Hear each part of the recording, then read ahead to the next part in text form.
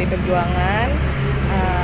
Dalam kesempatan ini memang secara khusus kami hadir di sini di Mabes Polri khususnya karena ingin melakukan konsultasi langkah-langkah hukum ataupun langkah-langkah bijak yang bisa kita lakukan menghadapi situasi yang ada.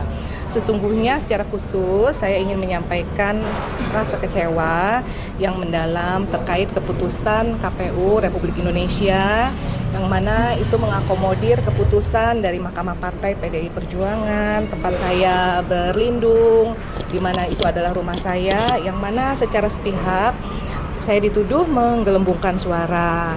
Saya di sini kesempatan hari ini melakukan konsultasi karena sesungguhnya hasil putusan Bawaslu Provinsi hal tersebut bukan seperti itu adanya.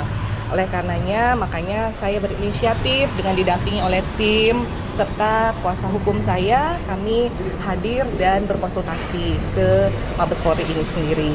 Perlu saya katakan kepada teman-teman media yang ada di sini, saya bertujuan untuk membersihkan nama baik saya. Saya seorang dosen, saya juga seorang ibu, dan saya tidak ingin dikenal masyarakat sebagai seseorang yang tidak berintegritas.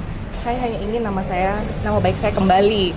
Ini bukan bicara tentang kembalinya atau saya menjadi legislator kembali di periode 2024. Tapi yang lebih tepat lagi adalah saya ingin membersihkan nama baik saya.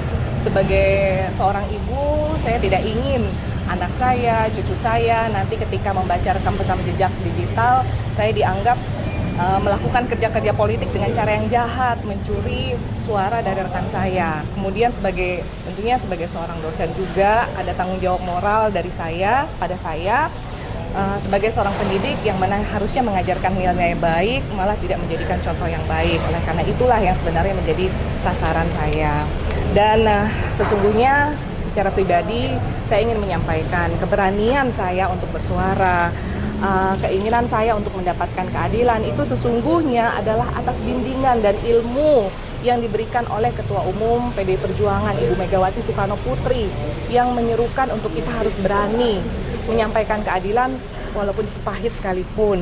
Dan dari beliau juga saya belajar banyak terkait dorongan seorang perempuan untuk selalu berusaha, selalu berani, dan kemudian juga dari beliau saya melihat contoh-contoh baik seorang pemimpin perempuan yang terus maju walaupun dalam keadaan sulit sekalipun. Satu slogan yang saya ingat selalu dan terpatri dalam diri saya yaitu Satyam Eva Jayate, yaitu kebenaran pasti akan menemukan caranya, kebenaran pasti akan menang.